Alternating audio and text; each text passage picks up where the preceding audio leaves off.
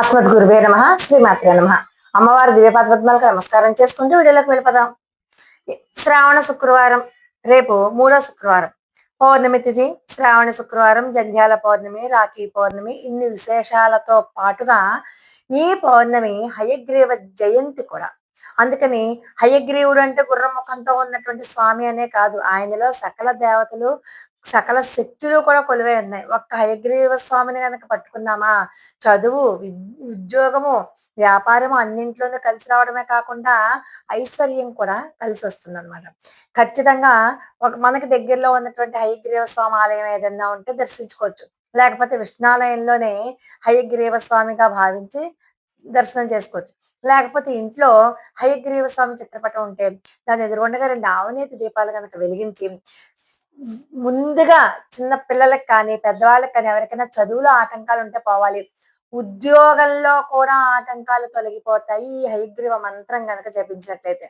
ఓం హయగ్రీవాయ నమః అన్న మంత్రంతో పాటు జ్ఞానానందమయం దేవం నిర్మల స్ఫటికాకృతిం ఆధారం సర్వ విద్యానాం హయగ్రీవం ఉపాస్మహేత్ అన్న శ్లోకాన్ని వీలైనన్ని సార్లు చాంటింగ్ చేయాలి. దీనివల్ల విద్య, ఉద్యోగము, అబ్స్టకిల్స్ అన్ని పోతాయి, స్థిరత్వం ఏర్పడుతుంది. అంటే ఈ రోజు శ్రావణ పౌర్ణమితో మొదలు పెట్టి ప్రతిరోజు కూడా క్రమం తప్పకుండా చెయ్యండి. ఈ మొట్టమొదటి రోజున మీరు దీపారాధన, ధూపదీప నైవేద్యాలు అన్ని సమర్పించి చేసిన తర్వాత నుంచి అవేమీ లేకుండా కేవలం మంత్ర జపం కానీ, శ్లోక జపం కానీ చేసినా కూడా చాలు. దాంతో పాటు ఐశ్వర్యం కూడా కావాలి కదా మరి. ఐశ్వర్యానికి ఈ హయగ్రీవ స్తోత్రం ఏంటంటే, హయగ్రీవ యొక్క ఆరాధన. ఈ ఐశ్వర్యానికి కూడా మన హయగ్రీవ స్తోత్రం ఉంది, అది కూడా చదువుకోవాలి. హయగ్రీవుడు విష్ణు అవతారమే అయినప్పటికీ కూడా ఆయనలో సకల దేవతలు కూడా కొలువై ఉన్నారు. కాబట్టి అత్యంత నిష్ఠతో ఎవరైతే హయగ్రీవుని యొక్క ఉపాసన చేస్తారో వాళ్ళకి ఆయన కటాక్షం లభిస్తుంది. సామాన్యంగా మనకి ఎవరైనా తొందరగా కటాక్షిస్తారు అంటే ఆ దేవతామూర్తులు ఎవరై ఉంటారు సామాన్యంగా? అయితే జంతు ముఖంతో కూడినటువంటి శక్తి రూపం అన్నమాట. అంటే ఆంజనేయ స్వామి, లేకపోతే వినాయకుడు, నరసింహస్వామి, హయగ్రీవ స్వామి, ఇలాగా వరాహస్వామి, ఇలా జంతు ముఖంతో కూడినటువంటి ఆ స్వరూపమే, ఆ భగవత్ స్వరూపాన్ని కనుక ఆరాధించినట్లయితే మన కోరికలు త్వరగా నెరవేరుతాయి. అటువంటి హయగ్రీవ స్తోత్రం హయగ్రీవ సంపద స్తోత్రం అన్నమాట.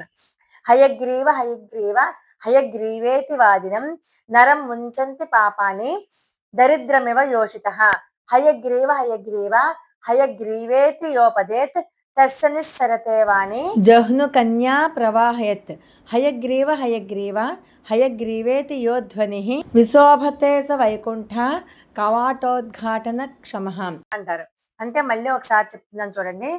హయగ్రీవుణ్ణి పూజించడం వల్ల విద్య, ఐశ్వర్యము, అధికారము, ఆయువు మొదలైనవన్నీ కూడా లభిస్తాయి అన్నమాట.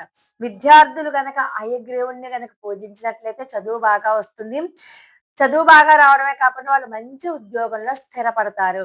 కాబట్టి పిల్లలున్న వాళ్ళు ప్రతిరోజు కూడా హయగ్రీవ స్తోత్రాన్ని కానీ, హయగ్రీవుడు యొక్క మంత్రాన్ని కానీ, 2 లైన్ల శ్లోకం ఇందాక మనం చెప్పుకున్నాం కదా, ఆ శ్లోకాన్ని కానీ ఎప్పుడూ కూడా చదువుకుంటూ ఉంటే వాళ్ళు చదువులో మంచి స్టేజ్‌కి వెళ్తారు. ఇప్పుడు హయగ్రీవ స్తోత్రం ఏంటంటే, హయగ్రీవ హయగ్రీవ హయగ్రీవేతి వాదినం నరం ముంచంతి పాపాని దరిద్రమివ యోషితః హయగ్రీవ హయగ్రీవ హయగ్రీవేతి యోపదేత్ తస్య నిస్సరతే వాణి జహ్ను కన్యా ప్రవాహవత్ హయగ్రీవ హయగ్రీవ హయగ్రీవేతి యో ధ్వని విశోభతే స వైకుంఠ కవాటోద్ఘాటన క్షమః.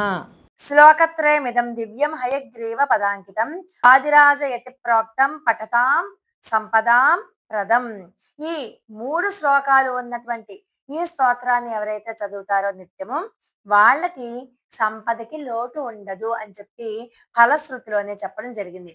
కాబట్టి ఈ హయగ్రీవ స్తోత్రాన్ని, ఈ దివ్యమైనటువంటి చాలా పవర్ఫుల్ అయినటువంటి ఈ 3 శ్లోకాలని చదువుకోండి. దాంతో పాటు ఎవరైతే సర్వకాల సర్వావస్థలందు హయగ్రీవ హయగ్రీవ హయగ్రీవ హయగ్రీవ అంటే చాలుట వాళ్ళకి పాపాలన్నీ పోవడంతో పాటు వైకుంఠంలో వాళ్ళ యొక్క స్థానం సుస్థిరం అవుతుంది అని చెప్పి చెప్తున్నారు. లోకా సమస్త సుఖభవంతు. మరి